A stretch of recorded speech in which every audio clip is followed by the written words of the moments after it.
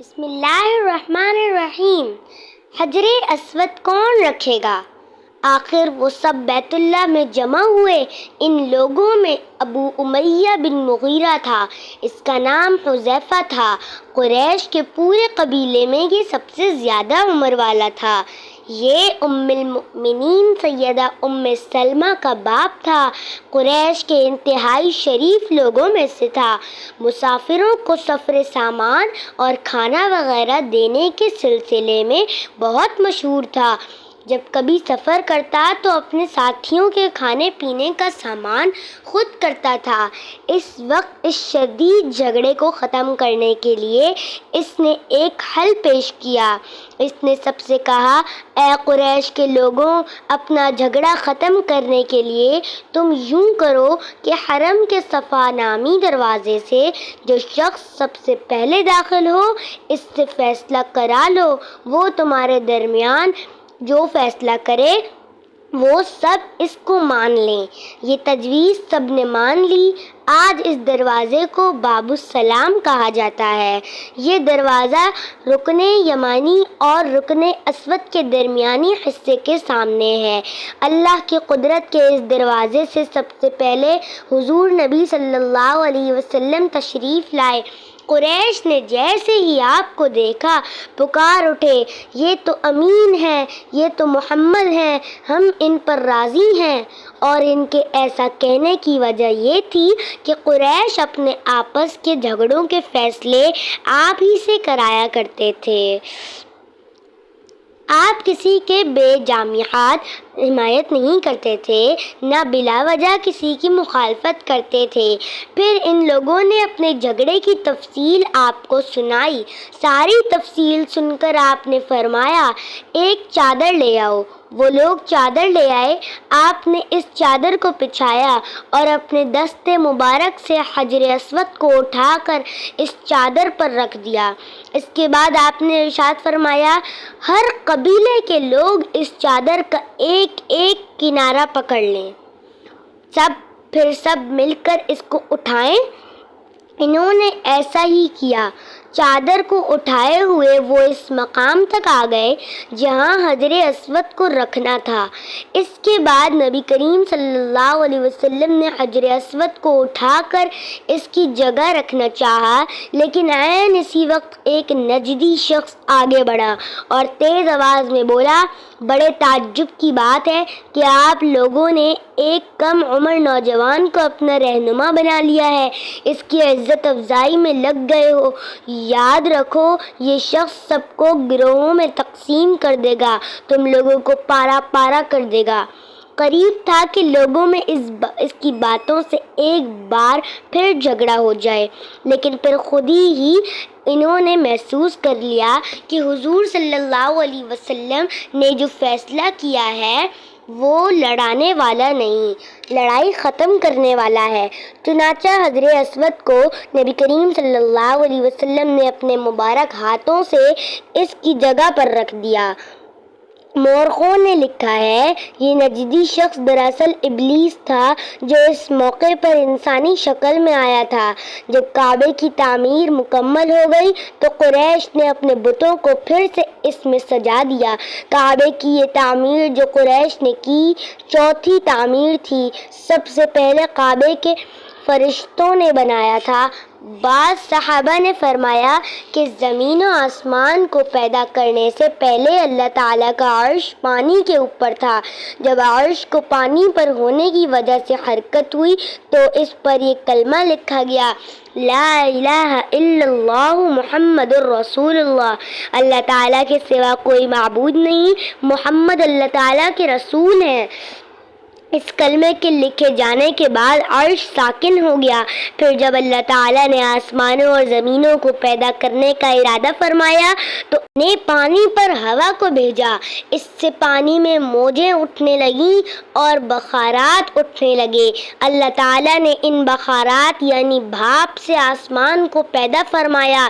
پھر اللہ تعالیٰ نے کعبے کی جگہ سے پانی کو ہٹا دیا، جگہ خشک ہو گئی۔ چنانچہ یہی بیت اللہ کی جگہ ساری زمین کی اصل ہے اور اس کا مرکز ہے۔ یہی خشکی بڑھتے بڑھتے 7 بر اعظم بن گئی۔ جب زمین ظاہر ہو گئی تو اس پر پہاڑ قائم کیے گئے۔ زمین پر سب سے پہلا پہاڑ ابو قبیس ہے۔ پھر اللہ تعالیٰ نے فرشتوں کو حکم دیا، زمین پر میرے نام کا ایک گھر بناؤ تاکہ آدم کی اولاد اس گھر کے ذریعے میری پناہ مانگے۔ انسان اس گھر کا طواف کریں جس طرح تم نے میرے عرش کے گرد طواف کیا ہے تاکہ میں ان سے راضی ہو جاؤں۔ فرشتوں نے حکم کی تعمیل کی۔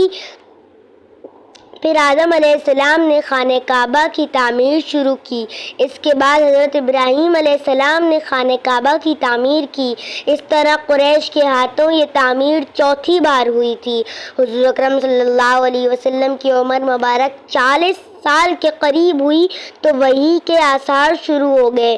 اس سلسلے میں سب سے پہلے آپ کو سچے خواب دکھائی دینے لگے۔ آپ جو خواب دیکھتے وہ حقیقت بن کر سامنے آ جاتا۔ اللہ تعالیٰ نے سچے خوابوں کا سلسلہ اس لیے شروع کیا کہ اچانک فرشتے کی آمد سے کہیں آپ خوفزدہ نہ ہو جائیں۔ ان دنوں ایک بار آپ نے سیدہ خدیجہ رضی اللہ تعالی عنہا سے فرمایا، جب میں تنہائی میں جا کر بیٹھتا ہوں تو مجھے آواز سنائی دیتی ہے، کوئی کہتا ہے اے محمد اے محمد۔ ایک بار آپ نے فرمایا، مجھے ایک نور نظر آتا ہے، یہ نور جاگنے کی حالت میں نظر آتا ہے، مجھے ڈر ہے اس کے نتیجے میں کوئی بات نہ پیش آ جائے۔ ایک بار آپ نے یہ بھی فرمایا، اللہ کی قسم مجھے جتنی نفرت ان بتوں سے ہے اتنی کسی اور چیز سے نہیں۔ وحی کے لیے آپ کو ذہنی طور پر تیار کرنے کے لیے اللہ تعالیٰ نے فرشتے اسرافیل کو آپ کا ہمدم بنا دیا تھا۔ آپ ان کی موجودگی کو محسوس تو کرتے تھے مگر انہیں دیکھ نہیں سکتے تھے۔ اس طرح آپ کو نبوت کی خوشخبریاں دی جا رہیں، آپ کو وحی کے لیے تیار کیا جاتا رہا۔ اللہ تعالیٰ نے آپ کے دل میں تنہائی کا شوق پیدا فرما دیا تھا، چنانچہ آپ کو تنہائی عزیز ہو گئی۔ آپ غار حرا میں چلے جاتے اور وہاں وقت گزارتے۔ اس پہاڑ سے آپ کو ایک بار آواز بھی سنائی دی تھی، میری طرف تشریف لائیے اے اللہ کے رسول۔ اس غار میں آپ مسلسل کئی راتیں گزارتے، اللہ کی عبادت کرتے۔ کبھی آپ 3 راتوں تک وہاں ٹھہرے رہتے، کبھی 7 راتوں تک، کبھی پورا مہینہ وہاں گزار دیتے۔ آپ جو کھانا ساتھ لے جاتے تھے جب ختم ہو جاتا تو گھر تشریف لے جاتے۔ یہ کھانا عام طور پر زیتون کا تیل اور خشک روٹی ہوتا تھا، کبھی کھانے میں گوشت بھی ہوتا تھا۔ غار حرا میں قیام کے دوران کچھ لوگ وہاں سے گزرتے اور ان میں کچھ مسکین لوگ ہوتے تو آپ انہیں کھانا کھلاتے۔ غار حرا میں آپ عبادت کس طرح کرتے تھے؟ روایات میں اس کی وضاحت نہیں ملتی۔ علماء کرام نے اپنا اپنا خیال ضرور ظاہر کیا ہے۔ ان میں سے ایک خیال یہ ہے کہ آپ کائنات کی حقیقت پر غور و فکر کرتے تھے اور یہ غور و فکر لوگوں سے الگ رہ کر ہی ہو سکتا تھا۔